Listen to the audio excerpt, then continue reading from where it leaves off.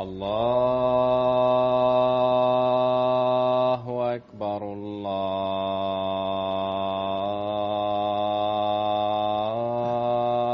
الله أكبر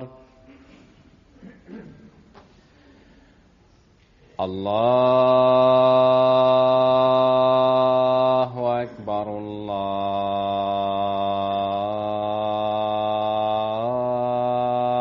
الله أكبر.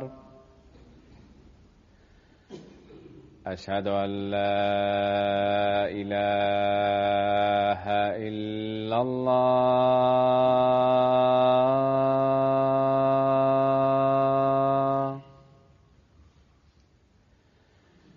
أشهد أن لا إله إلا الله.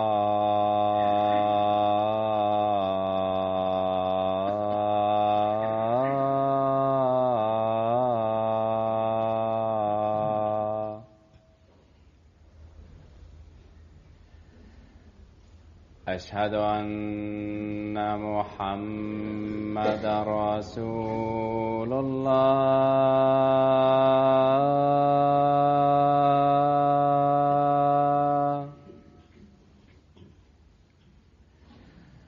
أشهد أن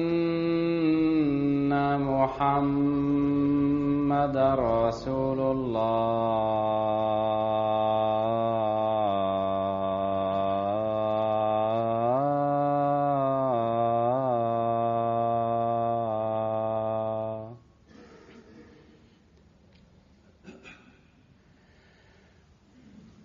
حي على الصلاة.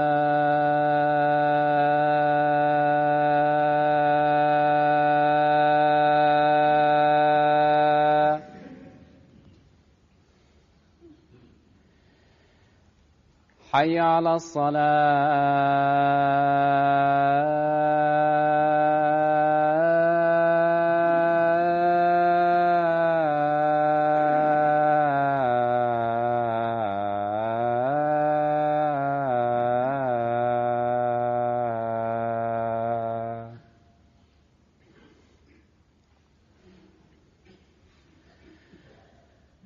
حي على الفلاح.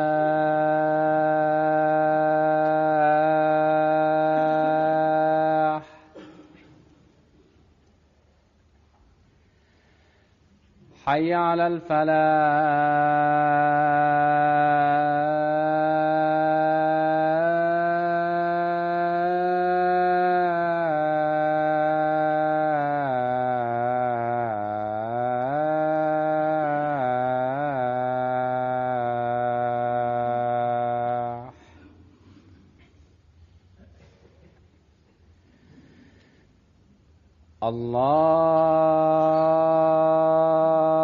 الله أكبر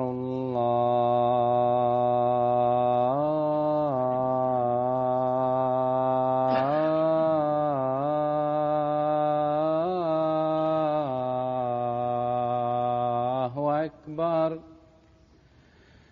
لا إله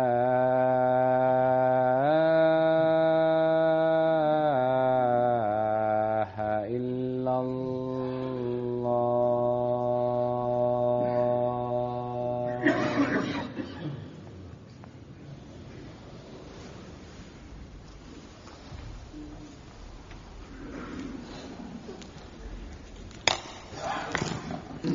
السلام عليكم ورحمة الله.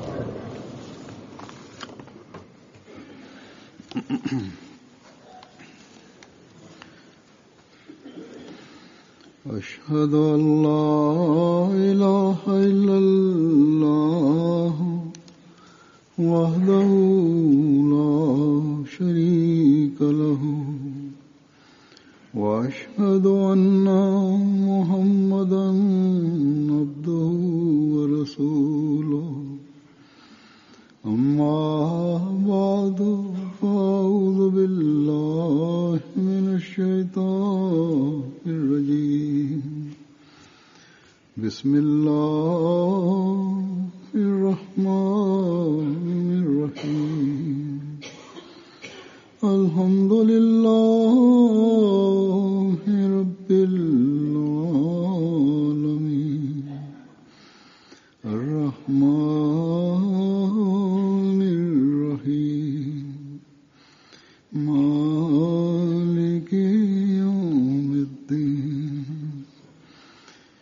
إياك نعبد وإياك نستعين اهدنا الصراط المستقيم صراط الذين أنعمت عليهم غير المغضوب عليهم ولا الضالين.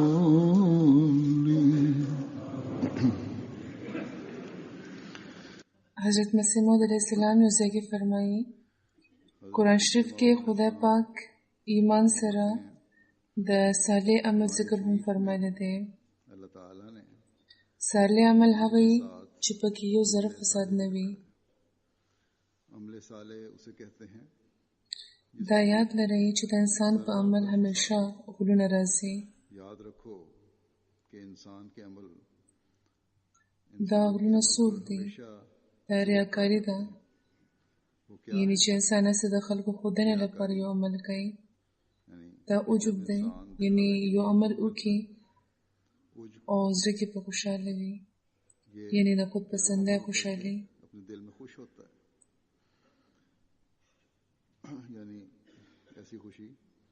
فرمایي او چې نور کم قسم بدکارۍ او ګناهونه چې هغه نه وشي په هغې عمل باطل شي.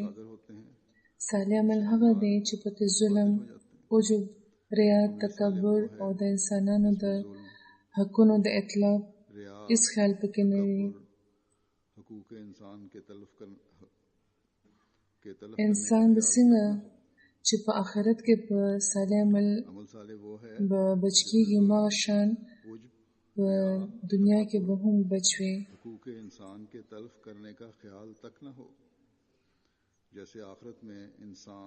یعنی صالح عمل په دنیا کې هم اهمیت لري، او څنګه چې په دغه دنیا کې چې کوم صالح عمل مونږ کوو د هغې حساب په آخرت کې کېږي، هماغه شان په دغه دنیا کې به هم د هغې حساب کېږي.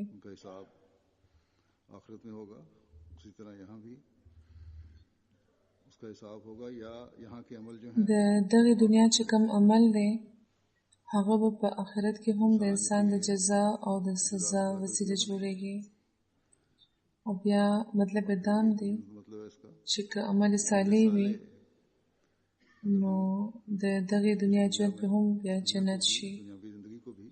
فرمایي چې که په یو کور کې یو تنم صالح عمل لري نو ټول کور د هغه د لاسه بچ پاتې وي. په دې خبره ځان پوه کړئ چې تر څو چې تاسو صالح عمل نه لرئ نو صرف منل به درته هېڅ فایده در نه کړي. هغوی فرمایي چې پکار ده چې سره د یو پوخ عزم او مضبوط لوز تاسو د اعمالو طرف ته پام وکړئ. هغوی ایمان له یوې ونې سره تشبیه ورکړې ده. فرمایي چې ایمان لکه د یو ونې وي او لکه څنګه چې اعلی نه اعلی یوه ونه وي نو که هغه فایده مند جوړول غواړئ نو د هغې به بیا ډېر خیال ساتل پکار وي. عمله یوه ونه څه فایده کوي، یعنې چې خیال وساتلی شي نو هغه عمل هغه ژوندی بیا پاتې وي. د هغې طرف ته توجه ورکول پکار وي. همدغه شان د ایمان کمال هم د اعمالو اجر لري. پکار ده چې د اعمالو په ذریعه د ایمان خیال وساتلی شي، ځکه چې دې نه بغیر سره د ایمان یا د ایمان د دعوې هم یو انسان مؤمن نشي بللی کېدی. د عمل نه بغیر د انسان مثال د هغې ونې دی چې ښایسته شین خاښونه یې پرې کړي شوي وي او بدرنګه شوي وي، میوه یې ضایع کړې شوي وي. د هغې سوري لرونکي خاښونو نه د خدای مخلوق محرومه کړې شوي وي.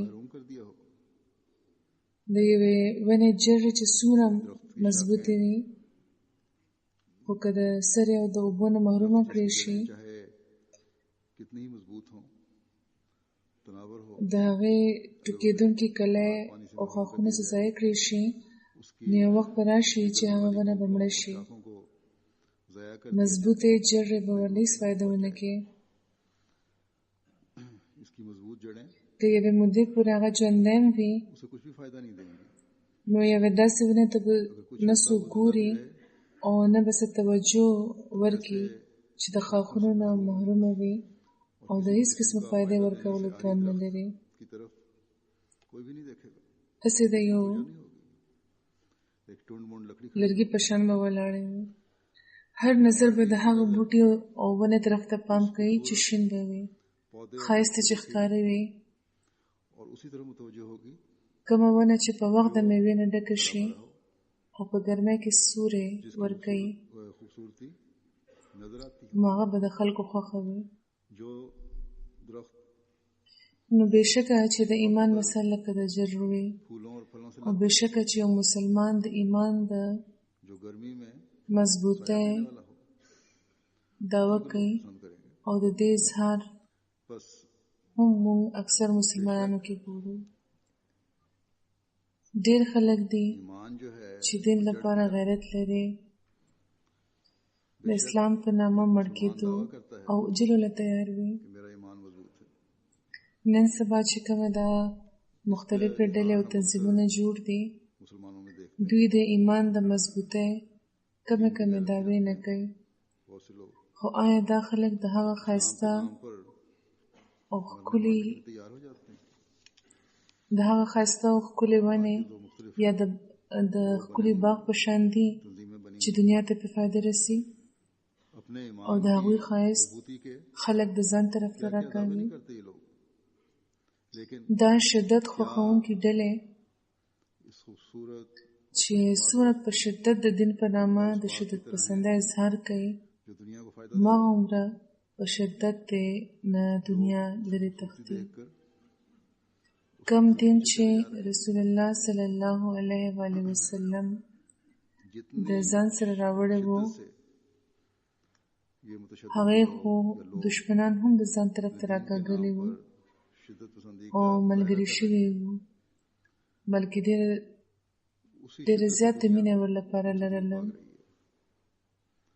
د رسول الله صلی الله علیه و آله وسلم د تعلیم اثر دا وو چې کله چې د مسلمانانو حکومت دا وګڼل چې دا وخت د رومي حکومت مقابله ګرانه ده दोस्त बना लिया. او کومه علاقه چې قبضه کړې وه چې پکې د عیسایانو او د یهودیانو شمېر زیات و، د هغې د پرېښودو فیصله چې وکړه، सल्लल्लाहु अलैहि वसल्लम نو عیسایانو او یهودیان یو ځای شول او هغوی چې د مسلمانانو जब मुसलमान فوز رخصتولو نو ژړلې او ویلې چې موږ دعا کوو چې تاسو یو ځل بیا په دغه علاقه قابض شئ का मुकाबला چې ستاسو د فیض دغه और वो काबिज इलाका میوه‌دارې जिसमें او ګور سوري لرونکې ونې نه د موږ تل فایده پورته کړو. उसे छोड़ने का फैसला किया मुसलमानों ने.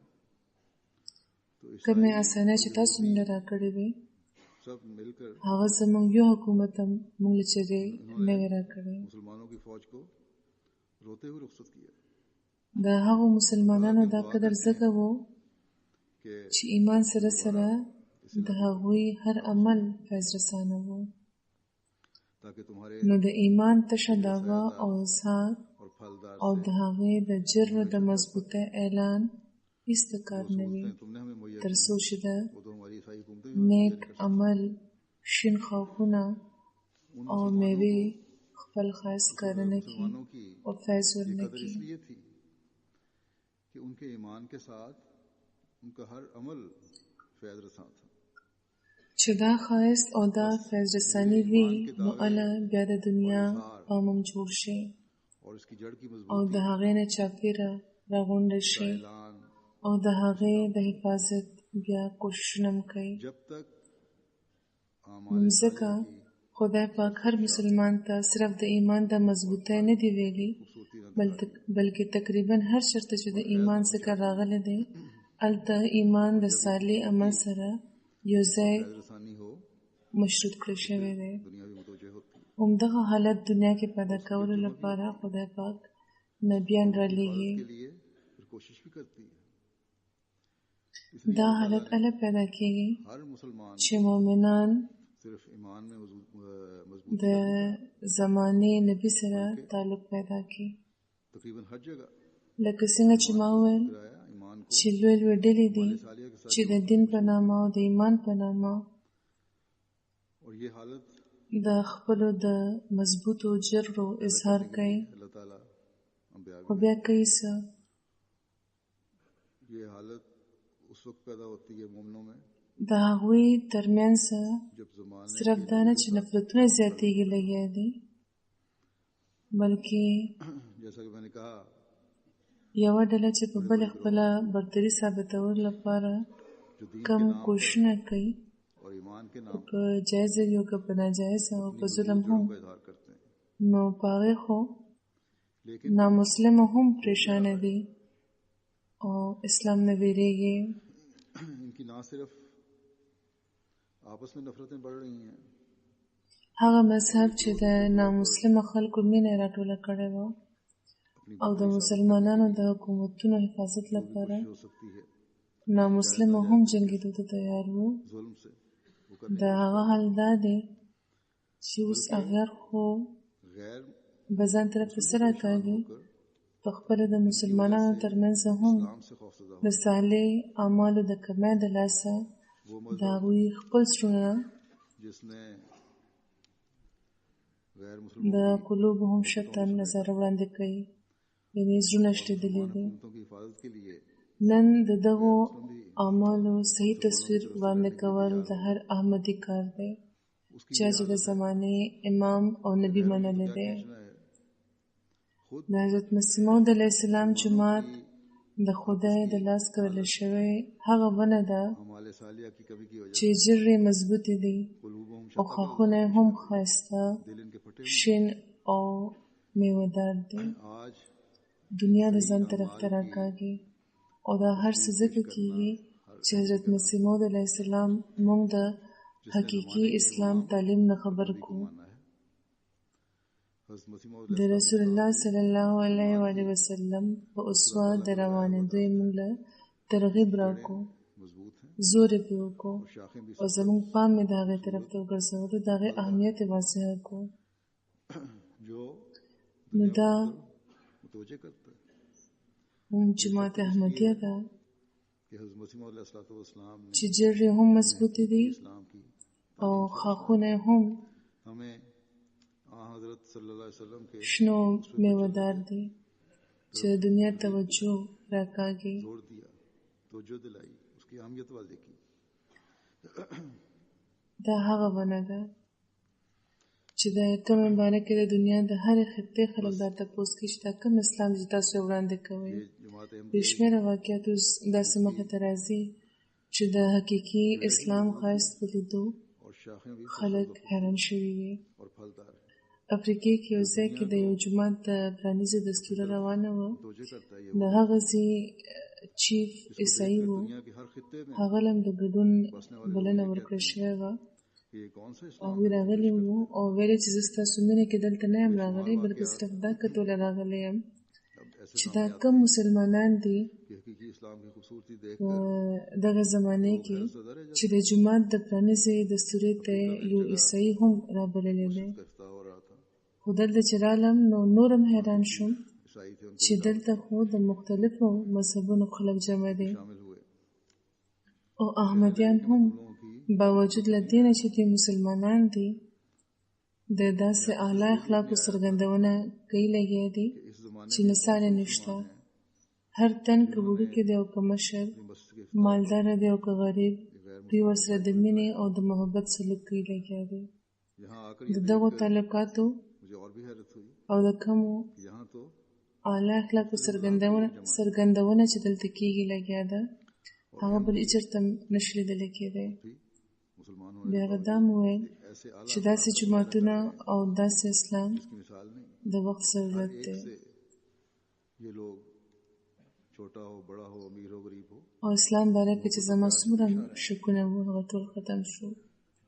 और ऐसे تاسو دې और ऐसे आला او अखलाक بیا وی مخکې دا مو ویلې چې تاسو دې علاقې ته یو نوی جومات نه بلکې یو نوی भी देखने में नहीं आता.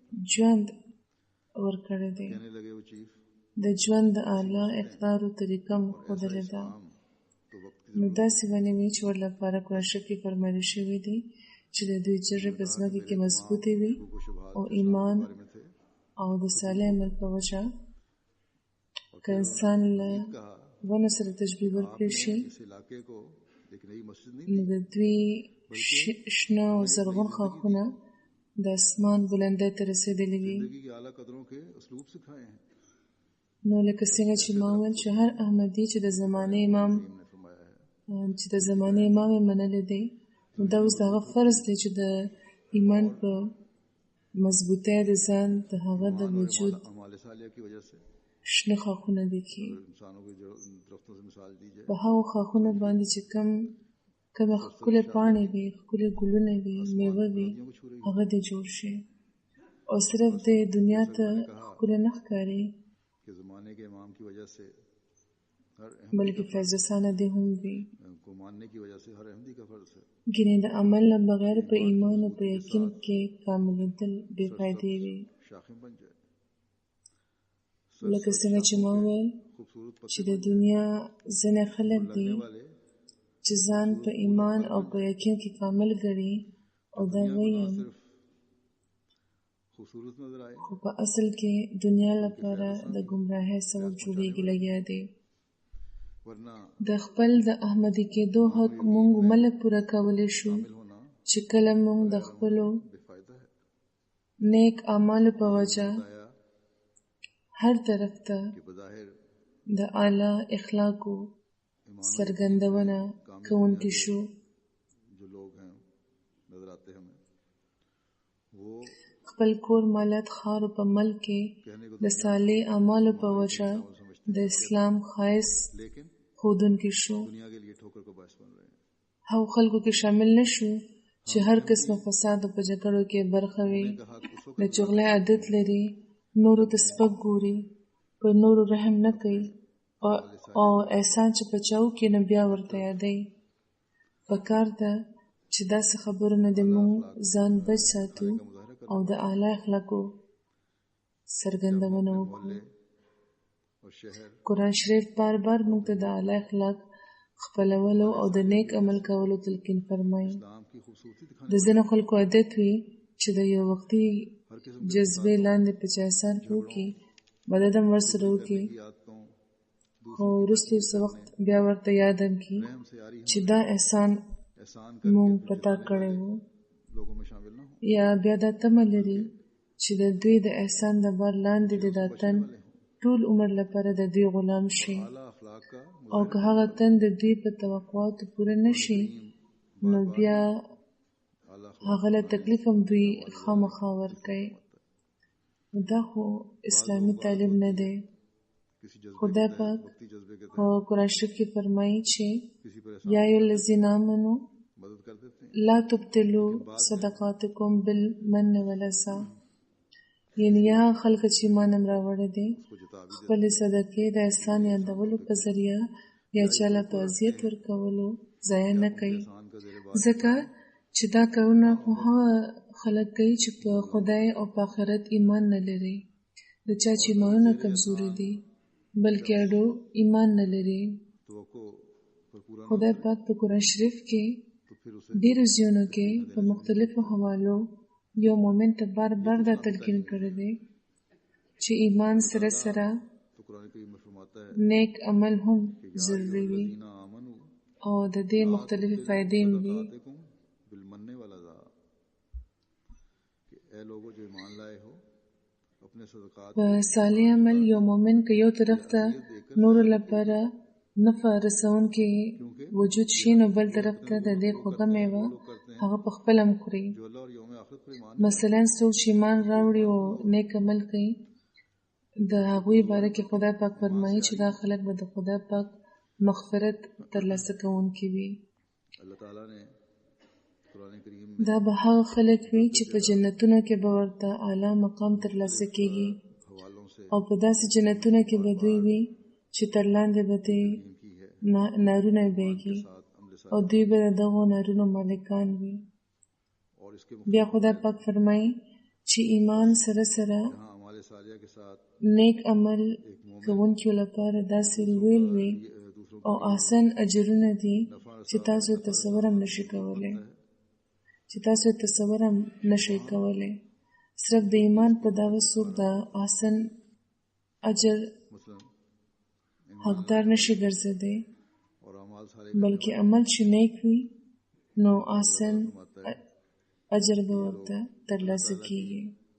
मगफरत हासिल करने جنتونه به بیا مومي، ये लोग वो होंगे مغفرت به ترلاسه کوي. पाएंगे بیا دا هم فرمایلی دي چې څوک چې ایمان لري او نیک عمل کوي نو داسې خلکو له به خدای پاک پاکیزه رزق ورکوي और इन नहरों के چې د دغې دنیا رزق هم دی او د آخرت رزق هم.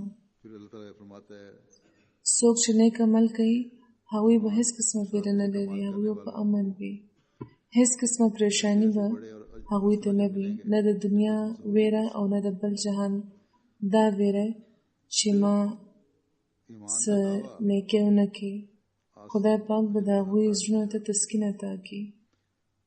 बल्कि داسې خلک څه قسمه ویره لرلی هم څه نشي، ځکه چې دوی خو په خپل هر عمل چې د خدای پاک د رضا له फरमाया خاطره کوي ईमान के साथ अमल साले करने نو वाला ځکه په هر عمل هغوی د خدای پاک غیږ ته روان وي.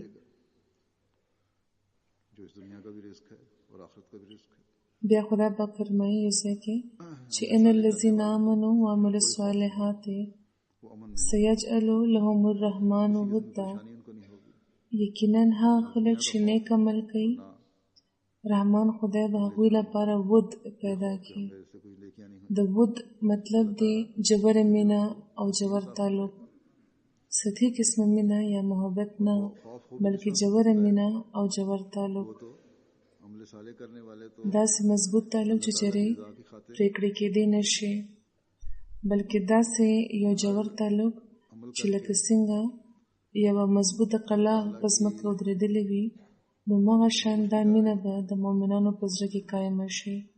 फिर अल्लाह ताला نو د دې آیت مطلب به دا وي چې هغه مؤمنان چې مضبوط ایمان لري او نیک عمل کوي خدای پاک به د هغوی په زړونو کې خپله مینه لکه د یوې مضبوطه قلعه په شان قایمه کړي. जो ईमान लाते हैं داسې به هغوی नेक अमल किए हैं خدای پاک سره مینه کوي او بیا د هغوی ایمان او صالح عمل به هم نور زیاتېږي. खुद के मानी है कि गहरा प्यार और ताल्लुक یا دا چې خدای پاک به په خپله داسې مؤمنانو سره गहरा प्यार داسې مینه به کوي چې چېرې به هم نه ऐसा ختمېږي. मजबूत ताल्लुक जो कभी कट ना सके نو د خدای پاک مینه چې د یو انسان په زړه کې قایمه شي इस तरह نو هغه نه زیات کامیابه به نور څوک وي. जिस तरह किला जमीन पर गाड़ दिया هغه خو په خپل ذات کې इसी तरह वो गाड़ दिया जाए یو داسې ښایسته او سیورنه ونه به جوړه شي दिल में गड़ जाए چې نورو ته فیض رسوي، शायद का मतलब ये होगा ځکه چې د هغه هر عمل د خدای پاک और अमाल مینې په وجه داسې وي چې ورته په د خدای پاک رضا ترلاسه کېږي او نورو ته فایده ورکوي. अपनी मोहब्बत किले की तरह بیا د دې آیت یو مطلب دام جوړېږي چې خدای پاک به د ایمان درونکو او نیک عمل کوونکو په زړونو کې به د انسانانو مینه قایمه کړي. या ये कि खुदा ताला खुद ऐसे मोमिनों से یو حقیقي مؤمن जो कभी ख़त्म नहीं हो دا سوچ هم نشي کولی چې هغه به بل انسان ته چېرته څه تکلیف ورسوي. के दिल में गड़ जाए د انسانانو سره د مینې تقاضا دا ده ऐसा प्यार چې یو حقیقي مؤمن همیشه هغوی ته د فیض رسولو فکر لري. لکه څنګه چې ما مخکې بیان کړ چې که دا یو څیز په مسلمانانو کې پیدا شو एक ऐसा खूबसूरत نو د نورو حقونه تلف کول، ظلم کول، خلک وژل، دا قسمه اعمال که د حکومتونو ترمنځ وي او که د تنظیمونو او د عام ولس دا به چې بیا ښکاره نه شي. को हासिल करने वाला हो دا هر څه ذکر کېږي چې د خدای پاک په تعلیم باندې عمل نشته. خو ظلم دا دی چې دا ټول ظلم هم د خدای په نامه کېږي لګیا دی. साले बजा लाने वालों के दिलों में حالانکه خدای پاک دا وایي چې ود پیدا کوي، محبت پیدا کوي، داسې محبت چې په زړونو کې قایم شي की मोमिन कभी सोच भी او داسې شی چې نورو ته تاسو نه فیض رسي. बनी नौ इंसान से मोहब्बत का तकाजा यह है कि एक हकीकी मोमिन उसे نو که په حقیقي تعلیم باندې عمل کیږي نو اچره به هم دا تکلیفونه چې یو بل ورکړي کیږي دا به ښکاره نشي. دنیا کې به د یو ګور سوري لرونکي ونې په تور د اسلام یو ښکلی تصور به پیدا شي. एक दूसरे के हुकूक तल्फ करने, जुल्म करने और गैरों को بیا दूसरों को भी कत्ल करने के जो अमल د دې آیت یو مطلب دا هم کیدای شي چې د انسانانو په زړونو کې به د مسلمانانو مینه لکه د مضبوطې قلا قایم شي. خدا پاک یقینا قدرت لري چې داسې وکړي، अल्लाह ताला की خو د دې خبرې حصول لپاره लेकिन जुल्म ये है هغه ایمان سره د صالح عمل شرط ایښی دی. अल्लाह ताला तो कहता है कि वुद पैदा करो, मोहब्बत पैदा करो, ऐसी मोहब्बत पैदा करो जो दिलों में गड़ जाए. لکه څنګه چې ما وویل چې د پخواني دور مسلمانانو لپاره همدغه شان مینه وه چې خدای پاک د عیسایانو او د یهودیانو په زړونو کې پیدا کړې وه. بلکې تاریخ هم دا وایي چې هغو یهودیانو به دا ویل چې موږ به ځان ووژنو خو عیسایي لښکر به ښار کې راننوتو ته پرېنږدو، تاسو دلته پاتې شئ، موږ به حفاظت کوو. نو دا د هغو نیک اعمالو اثر و چې کوم به د مسلمانانو له طرفه په هره سطح ښکاره کېده. फिर इस आयत د هغوی په وجه دنیا د ښایسته ونې طرف ته متوجه شوه में गड़ जाए. अल्लाह ताला यकीनन او دی بیا دنیا ته ऐसा कर दे, فیض लेकिन ورسولو. उसने इस बात के हुसूल के نن د رسول الله ईमान के صلی الله علیه و آله وسلم د رښتوني غلام د غلامانو जैसा دا فرض دی چې هغوی د خپل ایمان مضبوطولو سره سره د صالح عمل هغه ښایسته پاڼې उल्लाह कहते خاخونه او میوې دي شي हैं उनके लिए लोगों के दिलों में जो खुदा ताला ने چې د اسلام خاص طرف ته دنیا راکاږي، دنیا ته فایده ورکړي. मुसलमानों के इलाका छोड़ने पर خدای پاک لپاره مینه پیدا کوونکی बल्कि तारीख او د خدای پاک مینه ترلاسه کوونکی د موږ شو. जाने दे देंगे انسانانو سره مینه کول د هم زموږ ترجیح وي او د هغوی توجه دې असर هم موږ راکاږو، ځکه چې د دې نه بغیر د حضرت مسیح موعود علیه السلام بیعت کې د شاملېدو مقصد درخت की तरफ दुनिया پوره کوونکي موږ نشو جوړېدی. को फैज पहुंचाया. حضرت مسیح موعود علیه السلام ډېر ځل په خپلو مختلفو تحریراتو کې او په مجلسونو کې د خپلو ارشاداتو په ذریعه زموږ توجه دې طرف ته ګرځولې ده करने के چې د صالح اعمالو طرف ته پام پکار دی، خپلو اعمالو طرف ته توجه وکړئ، داسې عمل کوئ چې صالح وي، د خدای پاک رضا مطابق وي او دنیا د تکلیفونو نه بچ کړئ. खींचने वाली हो. یو اقتباس ما مخکې په شروع کې ولوستو، اوس ځینې نور اقتباسات تاسو ته وړاندې کوم. په یوه موقع هغوی فرمایل हासिल करने वाले भी چې د هغوی تعلیم څه دی او دا چې د هغه د هغه تعلیم مطابق तरजीह हो और تاسو ته عمل کول پکار دی. खींचने वाले भी हम हों, نو فرمایي क्योंकि इसके बगैर हम हज़रत मसीह मौऊद अलैहिस्सलाम की बैत زموږ جماعت کې همغه داخليږي چې څوک زموږ تعلیم خپل دستور العمل ګرځوي او بیا د خپل توان او د کوشش مطابق په هغې عمل کوي.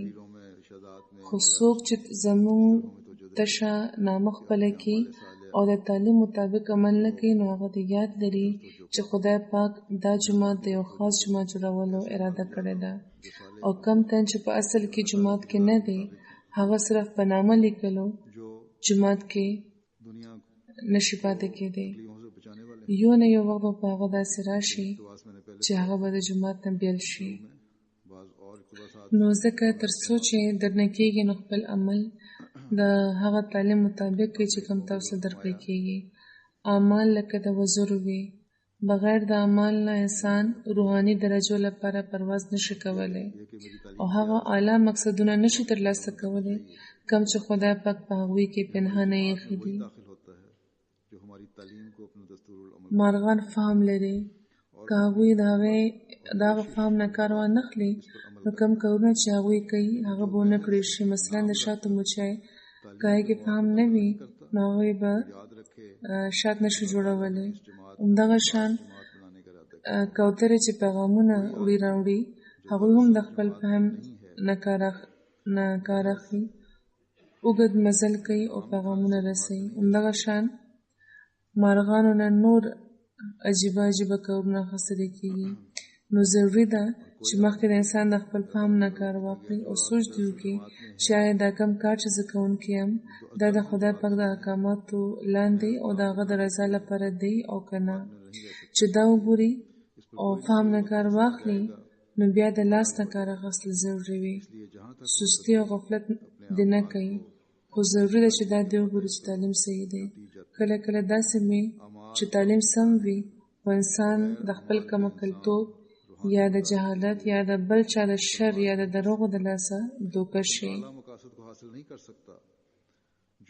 نو ځکه پکار ده چې تحقیق دې په خالي ذهن وکړل شي. دا تاسو خپلو ته هم وایي او پردو ته هم.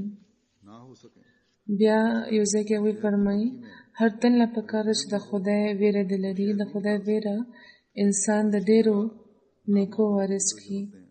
کم تن چې د خدای نه ویریږي نو هغه ښه دی، ځکه چې د دغه ویرې په وجه هغه یو بصیرت بیا مومي او د هغې بصیرت په وجه هغه د ګناهونو نه بچ کېږي. ډېر خلک داسې وي چې هغوی د خدای پاک په احسانونو، په انعامونو او په اکرامونو غور کوي او شرم کوي. دغه شرم د لاسه بیا د خدای پاک نافرمانۍ او د خلاف ورزۍ نه بچ پاتې شي. خو یو قسم د خلکو هغه هم دی چې د خدای پاک د کار نه ویریږي. اصل خبره دا ده چې ښه او نیک هماغه دی چې څوک د خدای پاک په امتحان ښه ثابت شي. ډېر خلک داسې دي چې ځان له دوکه ورکوي او دا ګڼي چې هغوی متکیان دي، خو په اصل کې متکي هماغه دی چې د خدای پاک په دفتر کې متکي وي. دا وخت د خدای پاک د ستارۍ تجلی ده، یعنې په دې دنیا کې خدای پاک ستاري فرمایي. خو د قیامت په ورځ چې د پرده درۍ تجلی وي نو ټول حقیقت به ښکاره شي. د هغې تجلی په وخت به ډېر داسې خلک وي چې نن ډېر متکیان او پرهیزګاره ښکاري، خو د قیامت په ورځ به هغوی لوی فاسقان او فاجران ښکاره شي. د دې وجه دا ده چې صالح عمل زموږ په خپل تجویز او په قرارداد نشي کېدی. اصل کې صالح عمل هغه دی چې پکې هیڅ قسمه فساد نه وي، ځکه چې صالح د فساد ضد دی. لکه څنګه چې غذا هغه وخت پاکه وي چې کچه نه وي، څښا شوې نه وي، د ادنا درجې د جنس نه وي، بلکې فوراً د بدن برخه جوړه شي. نو همداسې ضروري ده چې صالح عمل کې د هیڅ قسمه فساد نه وي، یعنې خدای پاک د حکم مطابق دی وي او بیا د رسول الله صلی الله علیه وسلم سنت سره د موافقت لري او بیا د پکې هیڅ قسمه کسل او جبریان نه وي او نه په خپل تجویز شوي وي. نو داسې چې کوم عمل وي هغه صالح عمل بللی کېږي او دا کبریت احمر دی، یعنی یو نایاب سیز دی. بیا وی فرمایي چې شیطان څنګه ګمراه کوي او څنګه هر وخت مؤمنانو پسې وي. نو ځکه ټولو ته او هر مؤمن ته پکار ده چې خپل ایمان او صالح عمل دی د شیطان نه بچ ساتي. हमारी अपनी तजवीज़ और करारदाद से नहीं हो सकता. هغوی فرمایي असल में अमाल सालिया वो हैं شیطان انسان گمراه کولو لپاره او د هغه اعمال فاسد کولو لپاره هر وخت پټ ناست وي، ان تر دې چې د نیکۍ په کارونو کې هم هغه انسان گمراه کول غواړي. یعنی دا مه ګڼئ چې د نیکۍ په کارونو کې هغه نه گمراه کوي او پکې څه نه څه قسمه فساد جوړولو تدبیرونه کوي. انسان مونځ کوي، عبادت دی، خو په هغې کې هم د ریا په شان فساد ګډول غواړي. یعنې تش د ښودنې مونځونه یو امامت کوونکي هم په دغه بلا اړول غواړي. نو د شیطان د حملې نه هېڅ چېرې هم غافل کېدل نه دي پکار، ځکه چې د هغه حملې په فاجرانو خو په څرګند ډول کېږي او هغوی خو لکه د هغه ښکار وي، خو په زاهدانو هم هغه د حمله کولو نه چرې منې کېږي نه، او موقع چې وګوري نو په یو نه یو رنګ په هغوی حمله وکړي. کم خلک د خدای پاک د فضل لاندې وي او د شیطان په ورکوټي نه ورکوټي شل پوهېږي، هغوی خو د بچ پاتې کېدو لپاره خدای ته دعا کوي. خو کم خلک چې لا کچه او کمزوري دي هغوی کله کله مبتلا شي. بیا د عمل ضرورت باره کې هغوی فرمایي انسان ګڼي چې تش په خوله کلمه ویل کافي وي یا صرف استغفر الله ویل به کافي وي، خو یاد لرئ چې زباني لاف و غذاف کافي نه وي. انسان که په خوله زر ځل استغفر الله ووایي یا سل ځله تسبیح وکړي هیڅ فایده به ورله ورنه کړي، ځکه چې خدای پاک انسان جوړ کړی دی، توتي نه. دا د توتي کار وي چې په خوله د یوې خبرې تکرار کوي خو پوهېږي پرې نه. د انسان کار خدا دی چې څه په خوله وایي هغه د ښه په سوچ وایي او بیا د هغې مطابق د عمل هم کوي.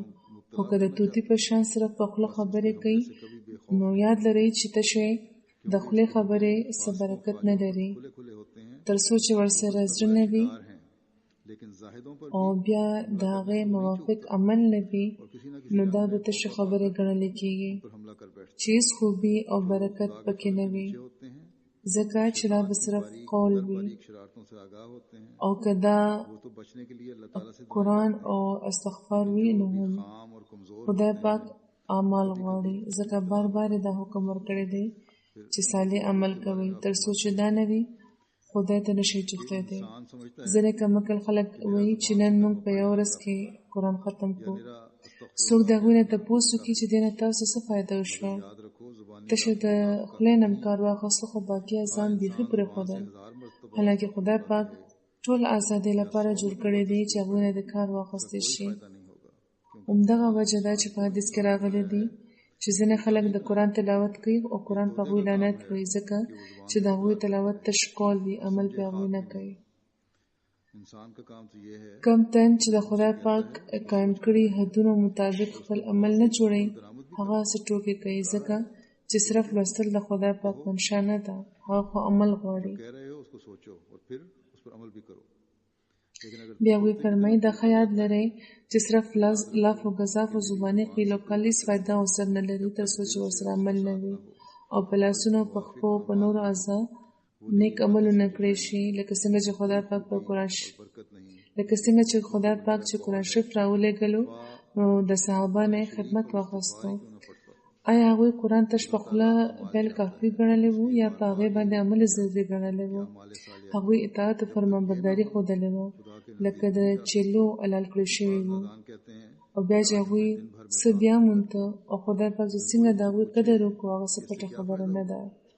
فرمایي د خدای پاک فضل او فیضان ترلاسه کول غواړئ نو په عمل څه وښایئ، ګینې نو د یو بېکاره څیز غوندې به وغورځولی شئ.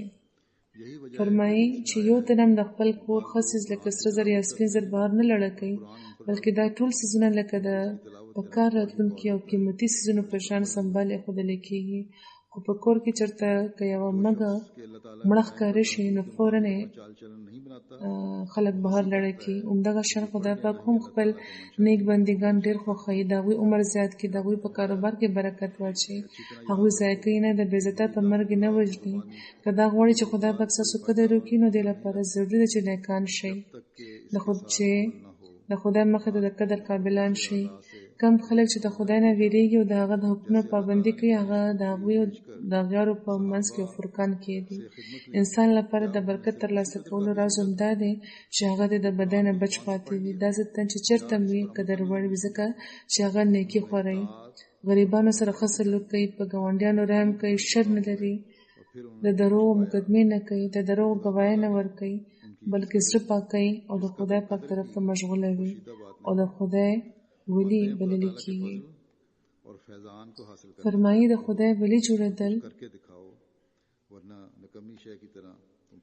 څه اسانه خبره نه ده، ډېر ګران کار دی، ځکه چې دې لپاره بدې ارادې او بد جذبات پرېښودل ضروري وي او دا یو ډېر ګران کار دی. ځینې وخت اخلاقي کمزورۍ او بدۍ پرېښودل ډېر ګران وي. یو قاتل قتل کول پرېښودی شي، یو غل غلا کول پرېښودی شي، خو یو بد اخلاقه لپاره غصه پرېښودل ګرانه وي، یا کبرجن لپاره کبر پرېښودل ګران وي، ځکه چې په دې لکه څنګه چې هغه نورو ته سپک ګوري، نو داسې ورته بیا ځان هم سپک ښکاري. خو رښتیا دا دی چې څوک چې د خدای پاک خدمت لپاره ځان څومره حقیر کړي، خدای پاک به یې هماغومره لویوي. دا یاد لرئ چې هېڅوک هم تر هغې نشي لویېدی تر څو چې ځان ورکوټې کړی نه وي. دا یوه ذریعه ده چې په کومه د انسان په زړه یو نور نازلېږي او هغه د خدای پاک طرف ته راکاږلی شي. دنیا کې چې څومره اولیاء الله تیر شوي دي چې نن یې په لکونو خلک قدر کوي، هغوی ځان د یو چینجي نه کمتره ګڼلو، نو ځکه د خدای پاک فضل د هغوی شامل حل شو او هغوی ته هغه مدارج ورکړی شو چې د کوم هغوی مستحق وو. کبر، بخل او غرور په شان بد اخلاقۍ هم ځان کې یو برخه د شرک لري، نو ځکه د دغو بد اخلاقو مرتکب د خدای پاک د فضلونو نه برخه نه اخلي بلکې محرومه پاتې شي. او د دې برخلاف غربت او انکسار لرونکي د خدای پاک د رحم مورد شي.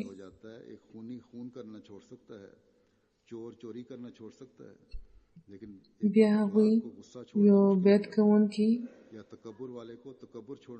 یو نه بلکې 3 تنه وو چې بیعت ته راغلي وو. د بیعت نه پس هغوی ته نصیحت فرمایلو چې د بیعت نه پس دا نه ده چې انسان د صرف دومره ومني چې دا سلسله په حقه ده او بس همدا منل به ورله برکت ورکړي. صرف په منلو خدای پاک نه خوشحالېږي تر څو چې ورسره عمل ښه نه وي. کوشش کوئ چې په دې سلسله کې داخل شئ، نو نیکان شئ، متقیان شئ، د هرې بدۍ نه ځان بچ ساتئ. دا وخت په دعاګانو کې تېروئ، شپه ورځ په تضرع کې تېروئ. کله چې د ابتلا وخت وي، نو د خدای پاک غضب هم راپارېدلی وي. په داسې وخت کې دعا، تضرع او صدقې او خیراتونه کوئ. ژبه نرمه ساتئ او استغفار خپل معمول جوړ کړئ. په منځونو کې دعاګانې کوئ. صرف منل د انسان نشي پکارېدی. د منل نه پس هم که انسان یو څیز په شا واړوي، په فایده به ورله ورنکړي او بیا د هغې نه پس دا ګیله کول چې د بیعت فایده ونه شوه، هسې بې فایدې ده. خدای پاک صرف په کول نه راضي کېږي. بیا د صالح عمل طرف ته هغوی پام ګرځوي او فرمایي په دې پوه شئ چې تر څو ستاسو عمل صالح نه وي، نو صرف منل به درله هېڅ فایده در نه کړي. یو طبیب چې درته نسخه ولیکي، نو مطلب یې دا وي چې کوم داروګانې درته لیکلي دي هغه واخلي او یې وخورئ. که داروګان استعمال نه کوئ او صرف نسخه هم اخیستې وي، نو څه فایده به یې نه وي. فرمایي اوس دا وخت چې تاسو توبه وکړئ، نو خدای پاک کتل غواړي چې په دې توبې تاسو ځان څومره صفا کړی دی. اوس هغه زمانه چې خدای پاک د تقوا په ذریعه فرق قایمول غواړي. ډېر خلک داسې دي چې د خدای پاک نه ګیله کوي خو خپل نفس ته نه ګوري. د انسان هم د خپل نفس ظلمونه وي، کنې خدای پاک خو رحیم و کریم دی. بیا یو ځای کې هغوی فرمایي کم خلک چې دې سلسلې کې داخلېدو نه پس ما سره د ارادت او د مریدۍ تعلق لري، نو دې نه غرض دا وي چې هغوی د نیک عمل، د تقوا او د نیکبختۍ اعلی درجو ته ورسي او هیڅ قسمه فساد، شر او بد عملي د چېرې هغوی ته جوخته رانه شي. هغوی د 5 وخته لمونځ پابندي کوي، دروغ دې نه وایي، په خپلې خولې دې څوک نه ازاري، څه قسمه بدکارۍ مرتکب د هغوی نه شي او هیڅ قسمه شر، ظلم، فساد او د فتنې خیال هم دی د هغوی زړه ته رانه شي. غرض دا چې د هر قسمه ګناه، جرم، هغه ټول کارونه او خبرې چې د کولو نه وي او د ټولو نفساني جذباتو بې ځایه حرکتونو نه دي، هغوی ځان بچ ساتي او د خدای پاک زړه لرونکي، بې شره او غریب مزاج بندګان دې جوړ شي او هیڅ قسمه زهرجن مواد د هغوی په وجود کې پاتې نه شي. نو دا هغه نصیحتونه چې هر وخت موږ ته خپل وړاندې ساتل پکار دي. دا خبرې دي چې موږ به د حضرت مسیح موعود علیه السلام د وجود د ونې شین ښاخونه جوړوي. په دې به زموږ د بیعت مقصد هم پوره کېږي. په دې به موږ ته د خدای پاک مینه ترلاسه کېږي. دغه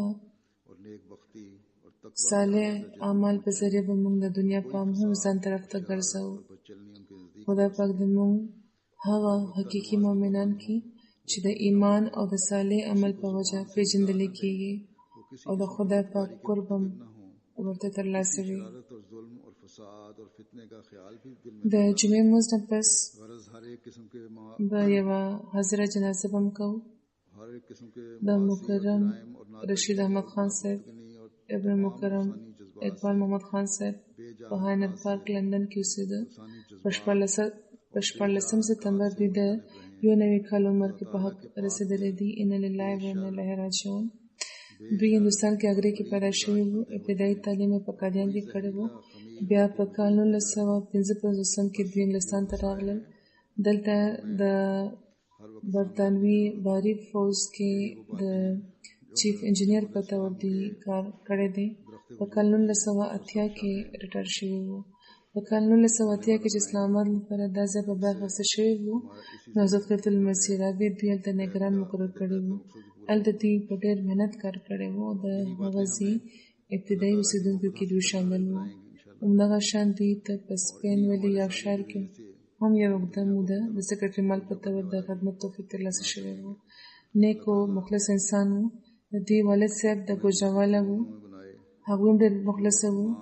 د خپلې اهلیې په نامه په جامع احمدیه ربوه کې د حسن اقبال په نامه یو جومات هم جوړ کړی وو. د اهلیې نه علاوه د دوی یو زوی شمیم احمد خان هم همزه پلې پاتې دی. خدای پاک دې د مرحوم درجات بلند کړي، د مغفرت سلوک دې ورسره وفرمایي او د دوی زوی له دې هم جومات سره د اخلاص او د وفا تعلق ساتلو توفیق ورکړي. خدای پاک دې د دوی اهلیې او زوی له هم صبر और हौसला वर्की. कादियान में उन्होंने इब्तदाई तालीम हासिल की. फिर 1955 में यहाँ इंग्लिस्तान आ गए थे. यहाँ पर ब्रिटिश नेवी में चीफ इंजीनियर के तौर पर काम करते रहे. 1980 में रिटायर हुए. इस्लामाबाद जब 1980 में ख़रीदा गया जगह इस्लामाबाद की, तो उसके लिए मुंशी राबिर रहमतुल्लाह ने आपको वहाँ निगरान मुकर्रर किया था, जहाँ आपने बड़ी मेहनत से खिदमत सर अंजाम दी. वहाँ के इब्तदाई मकीनों में आप थे. इसी तरह आपको स्पेन वैली यॉर्कशायर में लंबा अर्सा सेक्रेटरी माल की खिदमत की तौफीक मिली. एक मुखलिस इंसान थे. आपके वालिद इकबाल मोहम्मद खान साहब गुजरांवाला के थे, वो भी बड़े मुखलिस थे. उन्होंने अपनी बेगम के नाम पर जामिया अहमदिया रब्वा में मस्जिद बनाई हसन इकबाल के नाम से. इनके बेटे हैं एहलिया के अलावा एक बेटा शमीम अहमद खान है. अल्लाह ताला उनके दर्जात बुलंद फरमाए, मग़फ़िरत का सलूक फरमाए और इनके बेटे को भी जमात के साथ इखलास और वफ़ा का ताल्लुक़ रखने की तौफ़ीक़ अता फरमाए. एहलिया को, इन दोनों बच्चे को भी सब्र और हौसला अता फरमाए.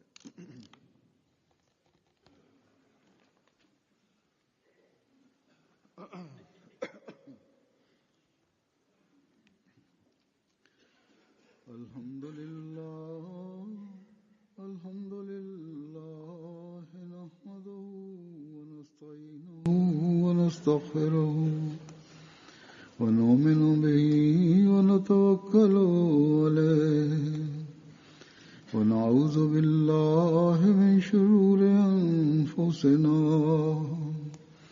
व मिन सय्यिआति अअमालिना.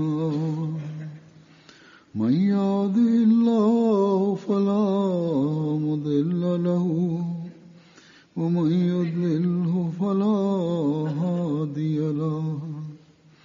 ونشهد أن لا إله إلا الله ونشهد أن محمدا عبده ورسوله.